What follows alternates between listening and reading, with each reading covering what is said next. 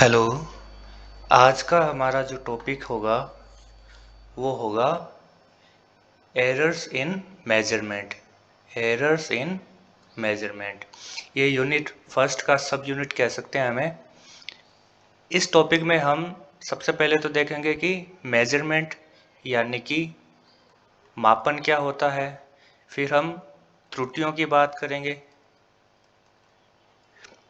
उसके बाद हम एक्यूरेसी यानी कि यथार्थता की बात करेंगे। प्रिसीजन, प्रिसीजन क्या होता है उसके बारे में बात करेंगे, जिसे हिंदी में परिशुद्ध कहा जाता है। इसके बाद हम प्रकार पढ़ेंगे एरर्स के।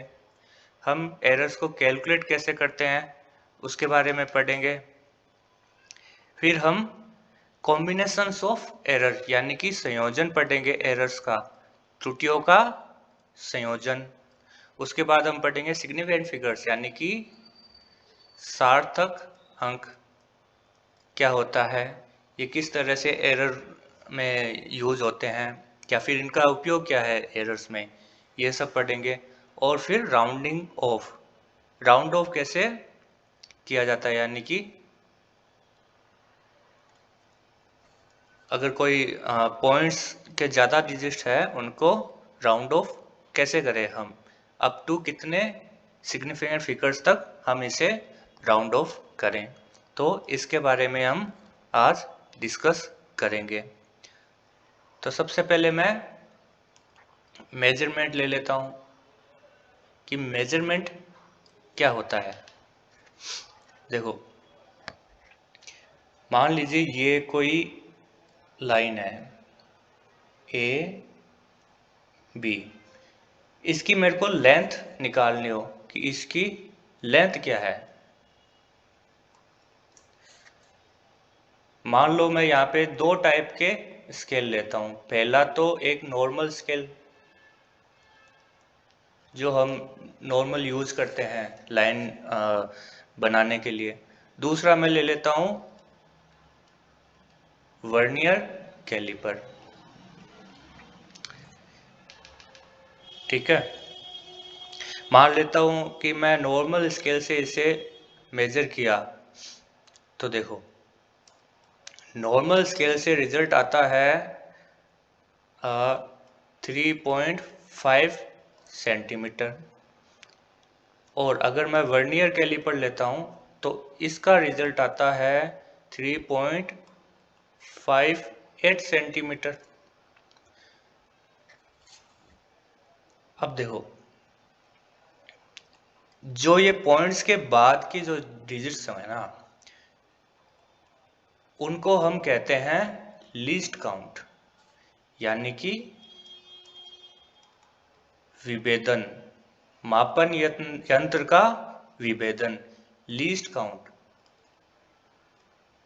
ये जितना ज्यादा होगा, लीस्ट काउंट जितना ज्यादा हो, मतलब पॉइंट्स के बाद जितने ज्यादा डिजिट्स होंगे, यहीं अगर 582 होता तो और ज्यादा प्रिसाइज रिजल्ट आता। मतलब लीस्ट काउंट जितने जितने ज्यादा होते हैं उतना ज्यादा प्रिसाइज रिजल्ट आता है। प्रिसाइज मतलब परिशुद्ध।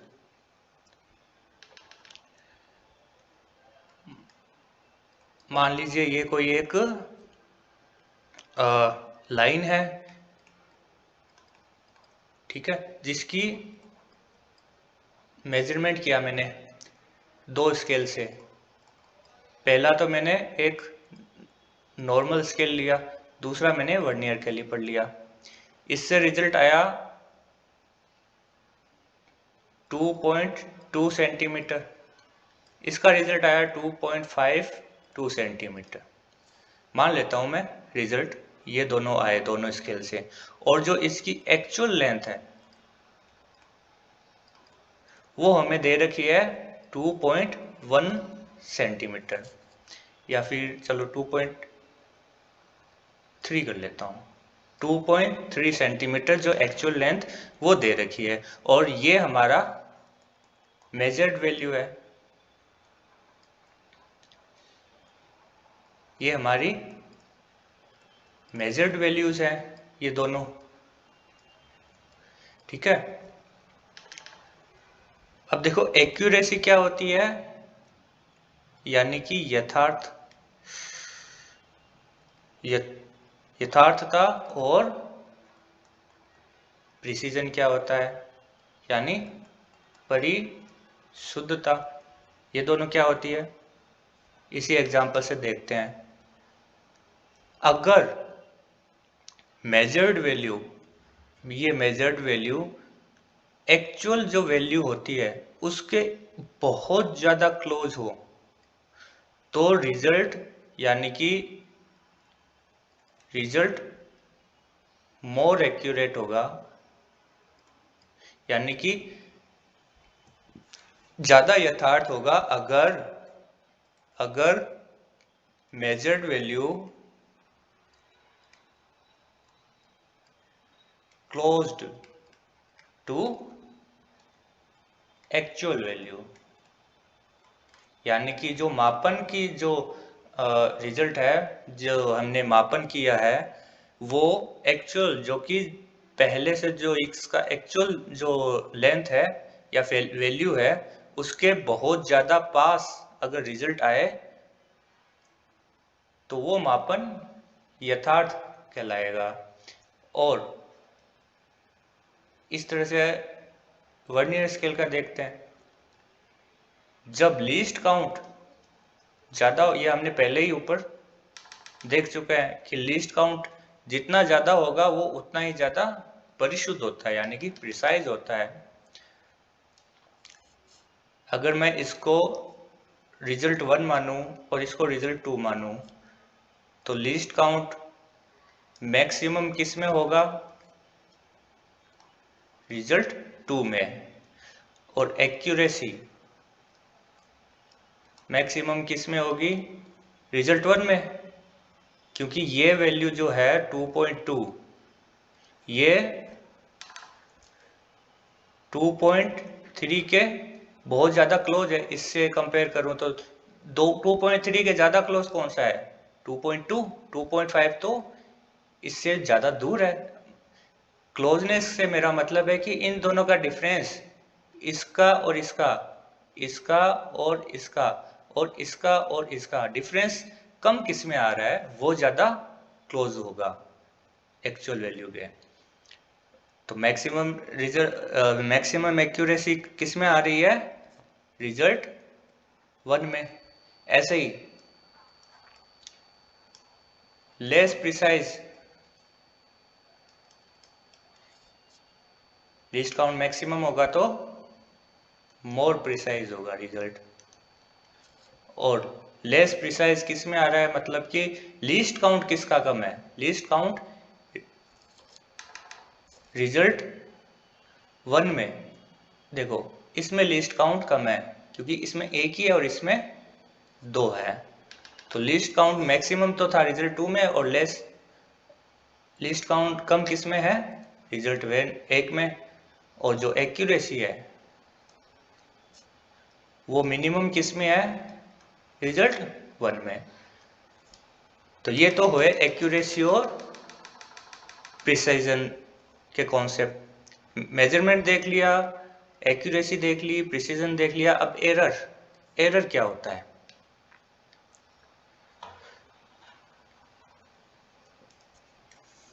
देखो हमने ऊपर लेंथ मेजर की थी और हमने 2 बार जैसे लेंथ मेजर की थी और दोनों बार अलग रिजल्ट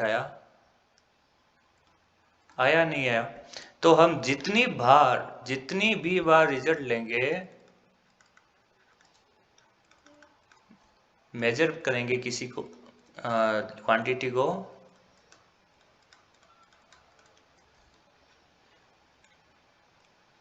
रिजल्ट हर बार अलग अलग आ सकता है। पहली बात तो ये कि जितनी बार भी मेजर करें रिजल्ट अलग अलग आ सकता है। अब इसका रीजन क्या है कि अलग अलग क्यों आ रहा है, कारण क्या है। देखो इसके कई फैक्टर्स होते हैं, जैसे कि अगर हम मान लीजिए टेम्परेचर मेजर करते हैं, है ना, तो एक तो हम अपने जो अंडर आर्म्स है वहां पे थर्मोमीटर लगाते हैं, यानी कि बगल में अगर थर्मोमीटर लगाएं तो उसका रिजल्ट कम आएगा एज कंपेयर टू जब हम थर्मोमीटर को अपने मुंह के अंदर रखेंगे तो ये हमेशा कम आएगा। अंडर आर्म्स के नीचे तो है ना रिजल्ट कम आएगा, और मुंह के अंदर रखेंगे अगर थर्मोमीटर, इनसाइड माउथ, तो जो टेम्परेचर है ना वो ज़्यादा आता है। अब ऐसा क्यों होता है? क्योंकि बाहर का टेम्परेचर भी तो अफेक्ट करता है ना, एनवायर यानी कि बाहर का टेम्परेचर भी इसे अफेक्ट कर रहा है। तो ऐसे कई रीजंस होते हैं जो कि मेजर्ड वैल्यू को अफेक्ट करने लगते हैं। थर्मोमीटर तो एक ही है, थर्मोमीटर तो एक ही है ना, लेकिन हम दो बार अगर इसे मेजर किया तो रिजल्ट अलग अलग आ रहा है। ये तो हमने दो अलग अलग जगह पे मेजर करा, लेकिन अगर एक ही बार में मान लो एक बार मैंने है ना टेम्परेचर मेजर करा 37 डिग्री सेंटीग्रेड आ रहा है, और दूसरी बार मैंने टेम्परेचर मेजर किया तो 37.1 डिग्री आ गया। तो ऐसे जितनी बार मेजर करेंगे तो टेम्परेचर अलग अलग आएगा। अब ये अलग अलग क्यों आ रहा है? एक तो बाहर की कंडीशन पर हो रहा है, और ये जो बाहर की कंडीशंस होती है ना वही एरर होती है। मतलब कि कोई भी ऐसी मेजर्ड वैल्यू नहीं हो सकती, एग्जिस्ट ही नहीं कर सकती जिसमें कोई एरर ना हो। हमेशा मेजर्ड वैल्यू में कोई ना कोई एरर होगी। There will always be an error in the measured value. मतलब कि मेजर्ड वैल्यू में हमेशा कोई ना कोई एरर होती ही है। ये तो हो गया एरर का कॉन्सेप्ट, ठीक है। There will be always an error in the measured value. Measured value में यानी कि मापन में हमेशा कोई ना कोई एरर बिल्कुल आती है। ऐसा कोई मापन नहीं है जिसमें कोई एरर ना आए। एररलेस मेजरमेंट जैसा कुछ नहीं होता, हमेशा कोई ना कोई एरर आती है। ऐसी कोई चीज नहीं होती जिसमें एरर ही ना आए। अब हम बढ़ते हैं टाइप्स ऑफ एरर्स, कि एरर के प्रकार कितने हैं। देखो मेनली अगर बात करें तो एरर तीन प्रकार की हो सकती है। पहली है सिस्टमेटिक, यानी कि क्रमबद्ध त्रुटियां, है ना। ये दो तरह से हो सकते हैं, एक तो पॉजिटिव और एक नेगेटिव। पॉजिटिव और नेगेटिव ये हम बाद में देखेंगे कि ये है क्या चीज़, पॉजिटिव कैसे आती है और नेगेटिव कैसे आती है। पहले हम सिस्टमेटिक एरर यानी कि क्रमबद्ध त्रुटियों के स्रोत देखते हैं, यानी कि सोर्सेस क्या है इसके जनरेट होने के। पहला तो हम कह सकते हैं कि यंत्रगत त्रुटि, यानी कि वो त्रुटि जो किसी यंत्र के द्वारा उत्पन्न हुए हो। इंस्ट्रूमेंटल एरर, किसी यंत्र के द्वारा उत्पन्न त्रुटि यंत्रगत त्रुटि होती है। अब यंत्र के द्वारा कैसे उत्पन्न हो सकती है? मान लो कोई यंत्र डिफेक्टिव है, सही से काम नहीं कर रहा। मान लीजिए कोई वेटिंग स्केल है, ठीक है, वेटिंग स्केल है। आप मार्केट गए सब्जी लेने, और वहां पे जो तराजू है ना, जो तराजू है वो जो भी रिजल्ट है, मान लीजिए कोई आपने सब्जी ली, ठीक है, उसका रिजल्ट हमेशा 5 ग्राम ज़्यादा बता रहा है। एक तो ये कि जो इसका एक्चुअल वेट तो कुछ और है, लेकिन आपने जो तोला है तराजू से वो 5 ग्राम ज़्यादा बता रहा है। दूसरा, आपने कोई चीज़ ली, वो आपको 5 ग्राम कम बता रहा है। दो ही चीज़ें हो सकती है कि या तो 5 ग्राम ज़्यादा बताएगा या 5 ग्राम कम बताएगा। तो ये जो +5 और ये -5 है ना, यही इसको हम क्रमबद्ध त्रुटि भी बोल सकते हैं या फिर यंत्रगत त्रुटि भी बोल सकते हैं। ये आई किससे है? ये आई है इंस्ट्रूमेंट, मतलब किसी यंत्र की डिफेक्टिवनेस के कारण आ रही है एरर, तो इसलिए हम यंत्रगत त्रुटि बोलेंगे। और एरर आ कितनी रही है, पॉजिटिव आ रही है या नेगेटिव आ रही है? तो जो पॉजिटिव एरर होगी तो वो तो हो जाएगी पॉजिटिव इंस्ट्रूमेंट एरर, या फिर इसे जीरो एरर भी कहते हैं, है ना, इसको शून्य त्रुटि भी कहते हैं। अब ये पॉजिटिव आ रही है तो पॉजिटिव यानी कि धनात्मक शून्य त्रुटि, और नेगेटिव आ रही है तो ऋणात्मक शून्य त्रुटि, इसे ये भी कहते हैं। दूसरा इसका सोर्स हो गया एक्सपेरिमेंटल टेक्निक।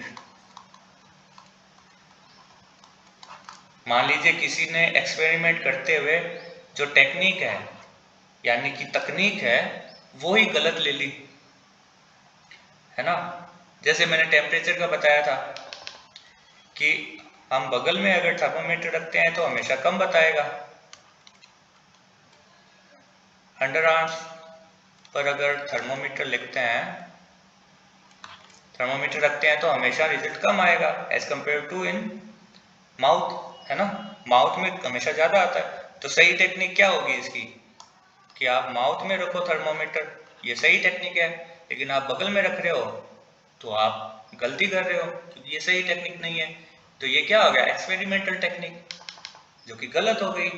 सही, हमेशा सही टेक्निक फॉलो करनी चाहिए। अगर सही टेक्निक करोगे तो एरर कम आएगी, ऐसा नहीं है कि एरर नहीं आएगी, लेकिन गलत टेक्निक से तो ज्यादा एक्यूरेट ही एरर, वो एक्यूरेट मेजरमेंट ही आएगा। तीसरा सोर्स क्या हो सकता है एरर आने का? पर्सनल भी हो सकता है, यानी कि व्यक्तिगत एरर भी हो सकती है ना।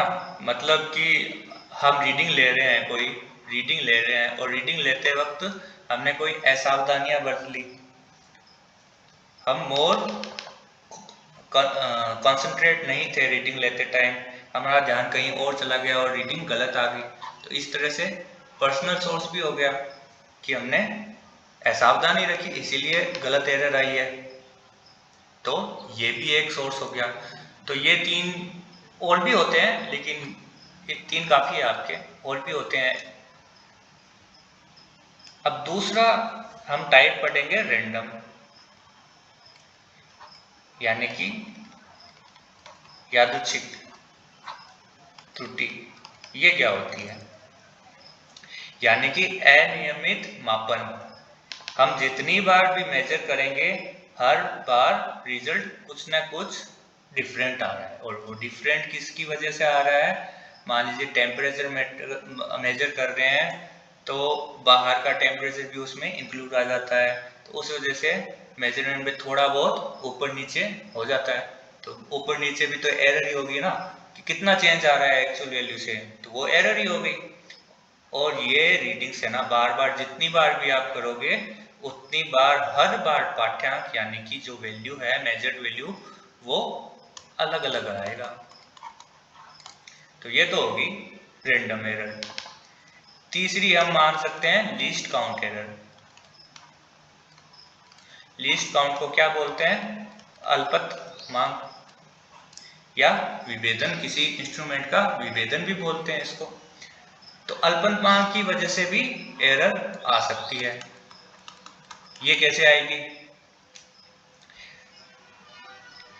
जैसे अल्पतमांक होता क्या है? किसी यंत्र के द्वारा छोटे से छोटा मापा जाने वाला मान ही अल्पतमांक होता है। जैसे मैं 2 स्केल लेता हूं, एक तो हो गया नॉर्मल स्केल और एक हो गया वर्नियर कैलिपर, है ना। तो इससे मैं छोटी से छोटी वैल्यू क्या मेजर कर सकता हूँ, 1 mm। 1 mm से कम तो मैं मेजर नहीं कर सकता क्योंकि 1 सेंटीमीटर में होते हैं 10 mm, और इसमें कितने डिवीजन हो गए, 10। तो सबसे छोटा कितना डिवीजन हो गया, 1 mm का। 1 mm से छोटा मैं इस नॉर्मल स्केल से तो मेजर नहीं कर सकता। अब वर्नियर कैलिपर इसमें होता है 0.1 mm। इससे छोटा मैं मेजर नहीं कर सकता किसी की भी लंबाई।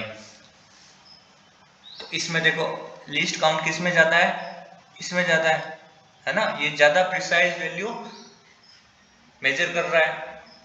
तो इस तरह से लीस्ट काउंट की वजह से भी एरर आ सकती है। इसमें देखो ये कम एक्यूरेट है और ये ज्यादा एक्यूरेट होगा क्योंकि एक डिजिट ज्यादा वैल्यू शो कर रहा है हमें।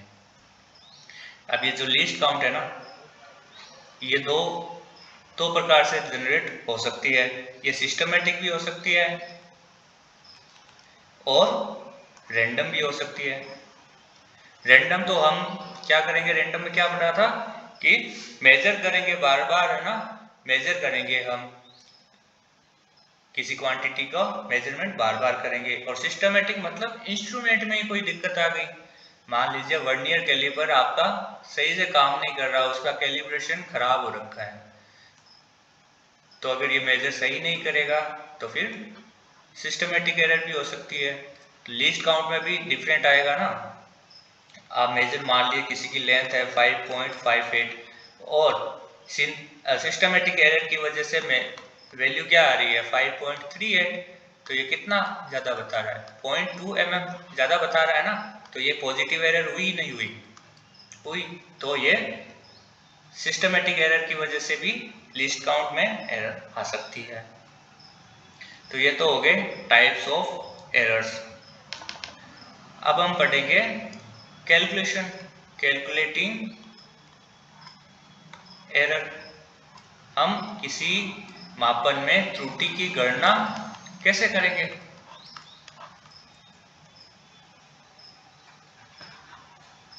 देखो हम, है ना, किसी भी सवाल में 4 प्रकार की कैलकुलेशन करेंगे। सबसे पहले तो हम करेंगे निरपेक्ष त्रुटि कैसे निकालते हैं। निरपेक्ष को हम एब्सोल्यूट एरर बोलते हैं और इसे हम डेल्टा से रिप्रेजेंट करते हैं। दूसरा हम निकालेंगे माध्य निरपेक्ष, माध्य निरपेक्ष एरर त्रुटि, इसे बोलते हैं मीन एब्सोल्यूट वैल्यू या एरर। ये क्या हो गई, डेल ए एम, इसे ऐसे रिप्रेजेंट करते हैं डेल्टा ए एम से। तीसरी हम एरर निकालते हैं रिलेटिव एरर, इसे हम अपेक्षिक त्रुटि बोलते हैं, या फिर इसे हम फ्रैक्शनल एरर भी कहते हैं। और हम इसमें क्या करेंगे, ये कैसे निकलता है, delta A M upon A M, इस तरह से रिलेटिव एरर निकल जाएगी। और चौथा हम करेंगे परसेंटेज एरर। ये क्या होता है, ये अपेक्षित जो एरर आई है उसका परसेंटेज निकालना होता है, यानी कि delta A M upon A M multiply 100, ये क्या आ गया, रिजल्ट परसेंटेज में आ जाएगा। ठीक है, अब इन चारों के बारे में हम डिटेल में पढ़ते हैं कि ये किस तरह से कैलकुलेट होता है। डेल्टा ए एम किस तरह से होता है कैलकुलेट, है ना, और ए एम किस तरह से कैलकुलेट होता है। मान लेते हैं हम किसी चीज का मेजरमेंट कर रहे हैं, ठीक है, और जो मेजरमेंट आया वो इस तरह से आया है, जो मेजर्ड वैल्यूज आई है वो इस तरह से आई है। A1 पहली बार किया तो A1 आई, दूसरी बार किया तो A2, A3 आई। इस तरह से हमने n टाइम्स में मेजर किया किसी क्वांटिटी को। और अब बात करते हैं हम AM का। पहले हम AM निकालना देखते हैं कि AM क्या होता है, मतलब कि मीन कैसे निकालते हैं। तो हमने जो भी मेजर्ड वैल्यूज है ना, उनका हम एवरेज निकाल देंगे। एवरेज कैसे निकालेंगे? A1 plus A2 plus A3 plus इस तरह से AN अपॉन टोटल कितनी है? N है ना मेजरमेंट, N बार हमने ली है मेजर्ड वैल्यूज, तो कितनी है बार हम डिवाइड करेंगे, कितने का डिवाइड करेंगे? एवरेज ऐसे ही तो निकलेगा कि हम पहले तो सम करते हैं, फिर नीचे नंबर लिख देते हैं कि कितनी टोटल कितनी क्वांटिटीज है। इस तरह से निकलता है AM। अब ये तो हो गया मीन वैल्यू कि मीन वैल्यू क्या आई है।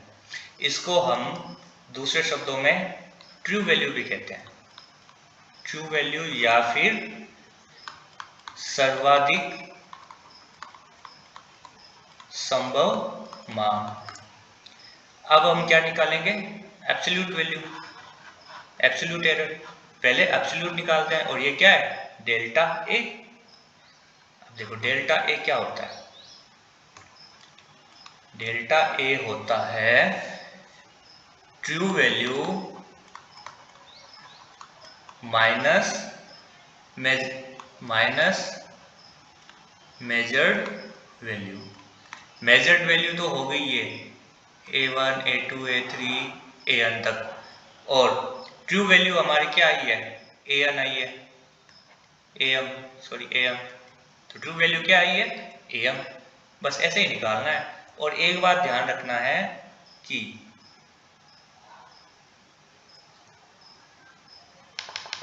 हाँ, कोई दिक्कत नहीं है, ये जो भी रिजल्ट आएगी ना, ये हमेशा मोड में आएगी, मतलब हमेशा ऑलवेज पॉजिटिव आएगी।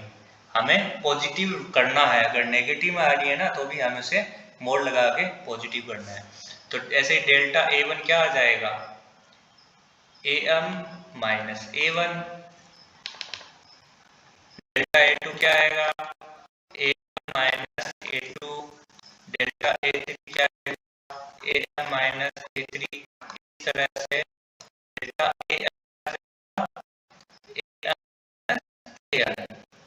और ये सारे के सारे रिजल्ट आएंगे आपके पॉजिटिव में मतलब इन सारों को मोड में लिख दो। अब हम दूसरी एरर निकालते हैं, क्या? मीन एब्सोल्यूट कैसे निकालेंगे? डेल्टा AM कैसे निकालेंगे? जो भी ये रिजल्ट्स आए हैं, delta A1 delta A2 delta A3 इस तरह से डेल्टा AN, इनका हम एवरेज निकालेंगे। वही हो गया मीन एब्सोल्यूट, यानी कि ये डेल्टा A1 मोड में प्लस डेल्टा A2 प्लस इस तरह से डेल्टा AN तक, और एवरेज निकालने के लिए हम टोटल नंबर्स का डिवाइड कर देंगे कि कितनी बार मेजर किया। तो इस तरह से हमारे पास निकल गया मीन एब्सोल्यूट वैल्यू या एरर। क्या है ये? माध्य निरपेक्ष त्रुटि। इस तरह से निकल गया माध्य निरपेक्ष। अब अपेक्षित त्रुटि क्या होती है? अपेक्षित क्या हो जाएगी? Delta AM upon AM। ये जो हमने निकाली है माध्य निरपेक्ष, उसमें हम निरपेक्ष का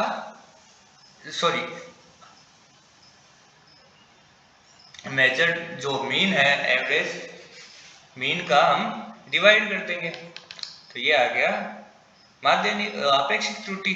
अब लास्ट में है परसेंटेज, इसको हम मल्टीप्लाई 100 करेंगे तो परसेंटेज में रिजल्ट आ जाएगा। इस पर हम न्यूमेरिकल्स कल करेंगे। अब अगला जो नेक्स्ट टॉपिक है वो क्या है? त्रुटियों का संयोजन।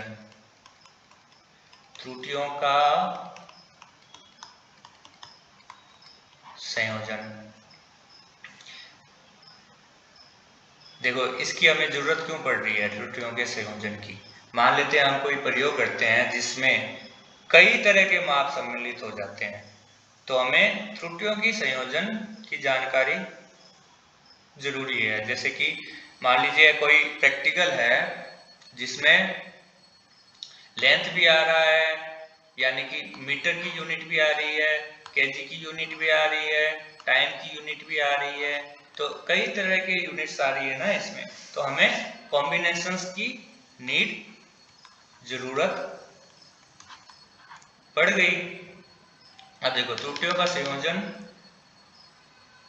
कई तरह से कर सकते हैं। पहला है संकलन, यानी कि एडिशन। एडिशन कैसे होगा? दूसरा व्यवकलन, यानी कि सब्सट्रैक्शन। तीसरा हो सकता है प्रोडक्ट, यानी कि गुणन। चौथा हो सकता है भिन्न, या फिर इसको हम कह सकते हैं कोशेंट। पांचवा पावर में भी आ सकता है, यानी कि घात में भी आ सकता है, इसको ऑर्डर भी कह सकते हैं हम। तो ये 5 तरह की मेन कॉम्बिनेशंस हैं, इनका हमें देखना है कि इनके फॉर्मूले क्या क्या है। एक बात और, ये जो आपकी अपेक्षित और परसेंटेज, यानी कि रिलेटिव और परसेंटेज एरर है ना, ये मैक्सिमम रिजल्ट्स देते हैं एरर में। इन दोनों से हम मैक्सिमम एरर्स निकाल सकते हैं। तो इसलिए हमें ना निरपेक्ष त्रुटि यानी कि एब्सोल्यूट एरर के स्थान पर हम ज्यादातर रिलेटिव या परसेंटेज एरर का प्रयोग करते हैं। क्यों? क्योंकि ये मेजरमेंट मापन की एक्यूरेसी बताते हैं, या फिर हम कह सकते हैं कि एरर बताते हैं। ये बात हो गई। तो देखो पहला अपन देखते हैं संकलन, यानी कि डिवीजन। मान लीजिए हमें कोई दो वैल्यू दी है ए एंड बी, इनका हमें एडिशन करना है, यानी कि संकलन करना है। संकलन हम मान लेते हैं z। तो z किस तरह से निकलेगा? पहले बात तो ये कि हम है ना प्रैक्टिकली किसी वैल्यू को है ना, किसी मेजर्ड वैल्यू को किस तरह से लिखते हैं। जो मेजर्ड वैल्यू होती है ना, उसको हम प्रैक्टिकली किस तरह से लिखते हैं? हम लिखते हैं a बराबर am plus minus delta am। इस तरह से हम किसी प्रैक्टिकल वैल्यू को लिखते हैं जो कि मेजर्ड की गई हो किसी इंस्ट्रूमेंट के द्वारा। तो यहाँ पे a को हम कैसे लिखेंगे? a बराबर कैसे लिखेंगे? a plus minus delta a। और b बराबर कैसे लगेंगे? b plus minus delta b। और हमको निकालना क्या है? z, यानी कि एडिशन करना है। तो देखो एडिशन क्या होगा? इन दोनों को आप जोड़ो, a प्लस b। पहले मैंने a और b को जोड़ दिया, फिर plus minus delta a plus minus delta b। ये आपका इस तरह से एडिशन निकल जाएगा। इसी तरह से व्यवकलन कैसे निकलेगा? मान लो हमें व्यवकलन करना है किसी दो क्वांटिटी का, तो देखो किस तरह से निकलेगा। a क्या है? a plus minus delta a, और b क्या है? b plus minus delta b। तो जिस तरह से इसको हमने ऐड किया था, इस तरह से a माइनस b कर दो, plus minus delta a plus delta b। ठीक है, इस तरह से क्या होगा? सब्सट्रैक्शन। अब देखो एक बात आपको न्यूमेरिकल करते टाइम ध्यान रखनी है कि कभी भी डेल्टा a और डेल्टा b को माइनस नहीं करना है। ये जो माइनस लगाया है ना मैंने, ये कभी नहीं करना है, ये कभी नहीं करना है, हमेशा प्लस करना है। एरर्स को हमेशा हम ऐड करेंगे, ये नहीं करेंगे, माइनस नहीं करेंगे। ठीक है, तो इसको मैं कैसे लिख सकता हूँ? Delta a plus delta b। और इसको मैं कैसे लिखूंगा? Delta a plus delta b। ये आपको न्यूमेरिकल्स करते टाइम ध्यान रखना है। तीसरा हो गया प्रोडक्ट, यानी कि गुणन कैसे होता है। तो प्रोडक्ट मल्टीप्लाई कैसे होगा, ए डॉट बी, नहीं ए डॉट बी नहीं होता। देखो इसका रिजल्ट आएगा मल्टीप्लाई में, इसका हम अगर मल्टीप्लाई करें ना इनका और इनका, चलो मल्टीप्लाई करके ही बता देता हूँ मैं। वैसे तो इसका रिजल्ट ये आता है del Z upon Z equal to del A upon A plus del B upon B, और यही आता है कोशेंट का रिजल्ट, यानी कि भिन्न का रिजल्ट भी यही होगा। आपका प्रोडक्ट और भिन्न दोनों का रिजल्ट ये होगा। अब ये आता कैसे है मैं बताता हूँ। हमने a को माना a plus minus delta a और b को माना b plus minus delta b। अब इन दोनों का मैंने मल्टीप्लाई किया, तो देखो a plus minus delta a multiply b plus minus delta b, और बराबर में क्या है z plus delta z, z multiply delta z multiply होगा। या फिर इसको मैं कह सकता हूँ a गुणा b, है ना। a डॉट b क्या हो गया, फिर इसका मैं इससे करूंगा, पहले a का b plus minus delta b से करूंगा, तो ये क्या आ गया A B plus minus A delta b plus minus, अब मैं इसका करूंगा b डेल्टा a, फिर plus minus delta a delta b, यही तो आएगा रिजल्ट। अब देखो क्योंकि डेल्टा ए और डेल्टा बी बहुत छोटे हैं, है ना, डिफरेंस बहुत छोटा आता है एरर का, जब भी हम मेजर करते हैं एरर बहुत छोटी आती है, तो इसका गुणन क्या होगा और छोटा हो जाएगा, तो इसको 0 के बराबर लिख देंगे, लिखेंगे नहीं लिखेंगे।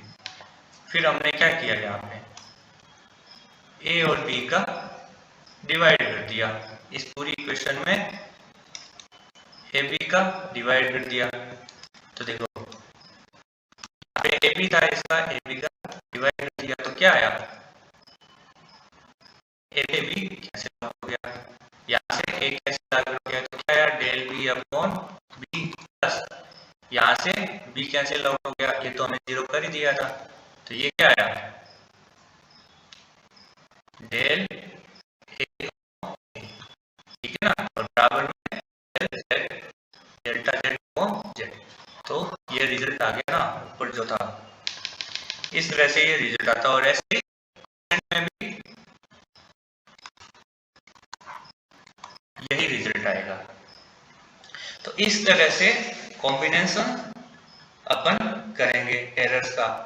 अब एक लास्ट बड़ा है पावर, पावर में कैसे करेंगे हम, तो पावर में क्या होता है, अगर हमको निकालना हो ना, ए बराबर क्या दे रखा है ए एन, और अपन को जेड निकालना है यानी कि एरर निकालनी है, तो क्या आ जाएगा जो एन है ना वो डेल्टा ए अपॉन ए के आगे आ जाएगा, जो भी पावर होगी यहाँ पे वो इसके आगे आ जाएगी।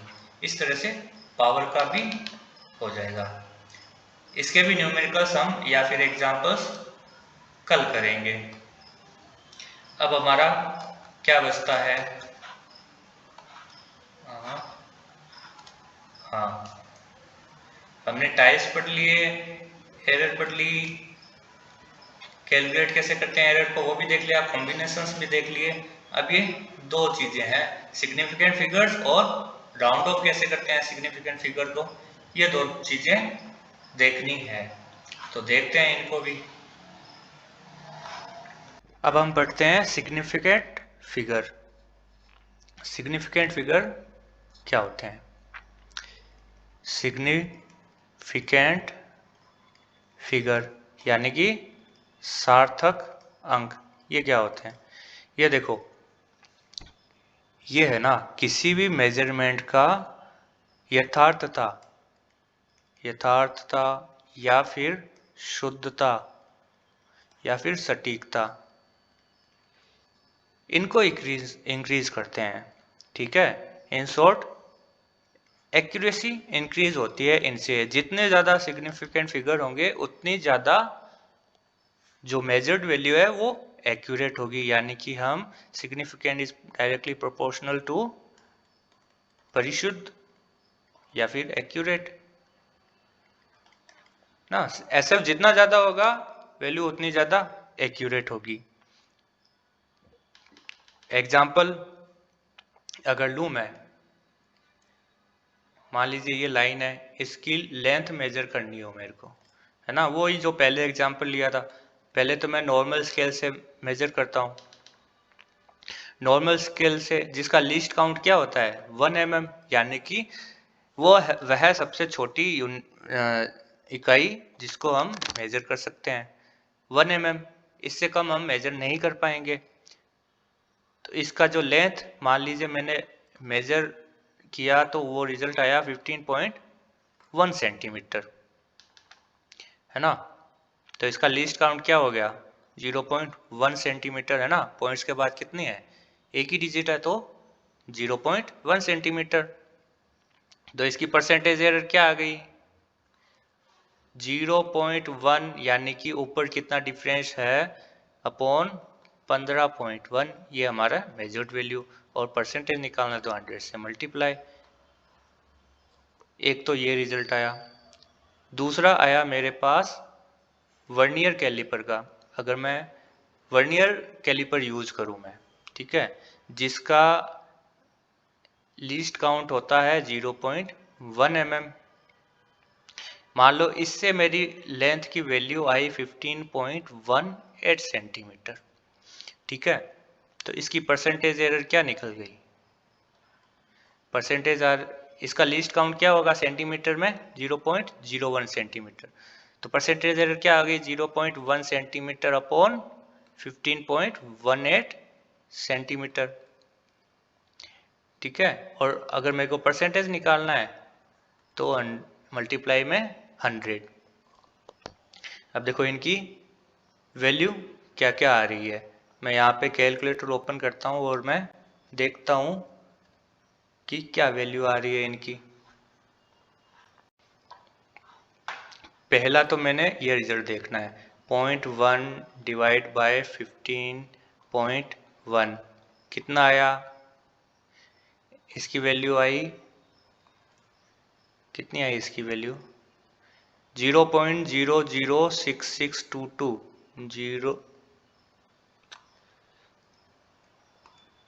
0.006622 और क्या है 516। एक बार इसको ऐसे ही करते हैं और मल्टीप्लाई में 100। ये क्या रिजल्ट आया, इसका क्या रिजल्ट आएगा ये भी देख लेते हैं। 0.01 डिवाइड बाय 15.18, इसका क्या रिजल्ट आएगा,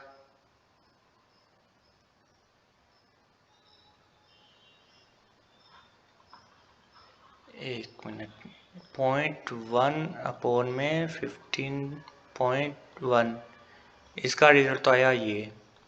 और 0.01 अपॉन 15.18, इसका रिजल्ट आया ये। आपको साइंटिफिक में दे दिया, चलो कोई दिक्कत नहीं है, हम इसको ऐसे ही कर लेंगे। 0.00065 क्या आया था, और 8761 मल्टीप्लाई 100, एक बार यही रिजल्ट मान लेते हैं।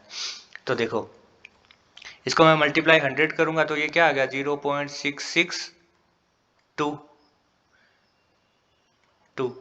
और इसको मैं 100 से मल्टीप्लाई करूंगा तो क्या आ गया 0.0065871। अब हम ना रिजल्ट उतनी डिजिट्स तक ही ले सकते हैं जितनी डिजिट तक जितना हमारा लिस्ट काउंट हो। तो इसका लिस्ट काउंट 0.1 तक ही है। तो देखो इसको रिजल्ट क्या आएगा 0.7 आएगा, मैंने राउंड ऑफ कर दिया, ठीक है। और इसका रिजल्ट क्या आएगा 0.0 7। तो ज्यादा एक्यूरेट कौन सा बता रहा है, ज्यादा प्रिसाइज कौन सा बता रहा है, ये बता रहा है। एरर सबसे ज्यादा कम किसमें है, इसमें है, तो 0.7 ज्यादा है 0.07, तो कम ये है ना। तो इसलिए हम कहते हैं कि सिग्निफिकेंट वैल्यू जिसकी जितनी ज्यादा होगी उतना ही ज्यादा एक्यूरेट होगा।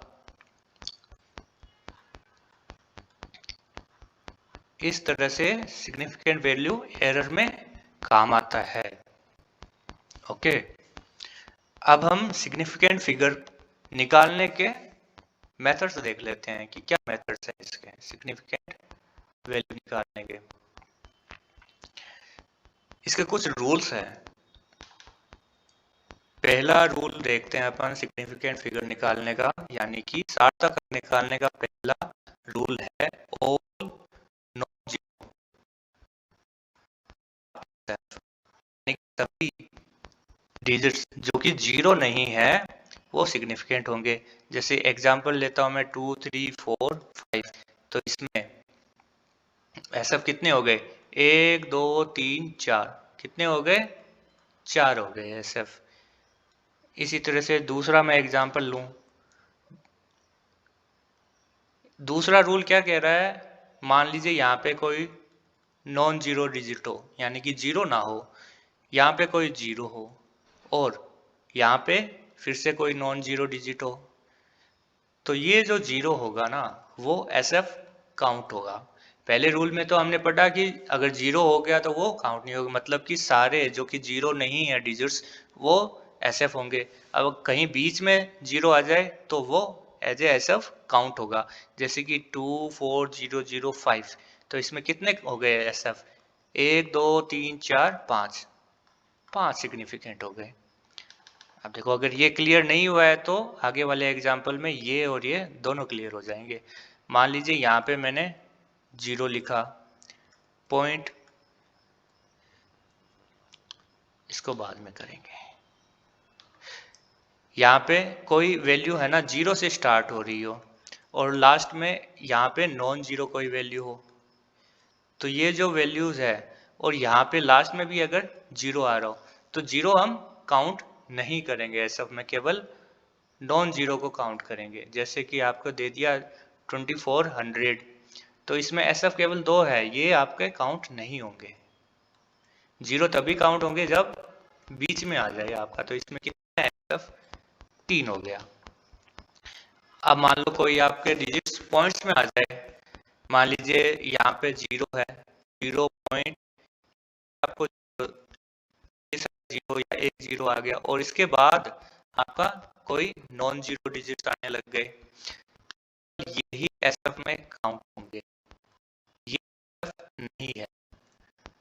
जैसे कि एग्जांपल के लिए मैं लूं 0.0010, इसका केवल 3 होगा, केवल ये काउंट होंगे, यानी कि केवल ये काउंट होंगे, ये एसएफ नहीं है।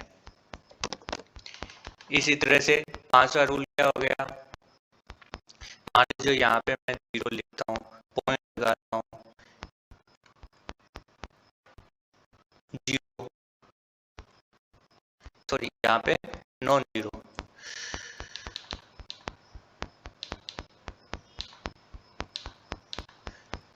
यहाँ पे लिखूं मैं नॉन जीरो, 0.0 नॉन जीरो और इस तरह से कोई नंबर आ जाए, जैसे कि 0.4200, तो इसमें टोटल कितने एसएफ हो जाएंगे, 1 2 3 4, ये जीरो काउंट होंगे, मतलब कि ये भी एसएफ होगा, ये भी एसएफ हो गया, तो टोटल कितने हो गए, 4 एसएफ हो गए। इस तरह से हमने कितने रूल पढ़ लिए, 5 रूल पढ़ लिए। और क्या रूल होता है, जैसे कि यहाँ पे कोई नॉन जीरो डिजिट हो, फिर पॉइंट हो, आपका जीरो हो और फिर नॉन जीरो हो, है ना, जीरो फिर नॉन जीरो, तो ये भी काउंट होगा, ये भी काउंट होगा और ये भी काउंट होगा। एग्जाम्पल के लिए 1.0124 हो, है ना, तो इसका SF कितना हो गया 5, ये काउंट हो रहा है, ठीक है। फिर पॉइंट्स के बाद ये वाला 0 काउंट हो रहा है और आगे के नॉन जीरो पॉइंट डिजिट्स भी काउंट हो रहा है।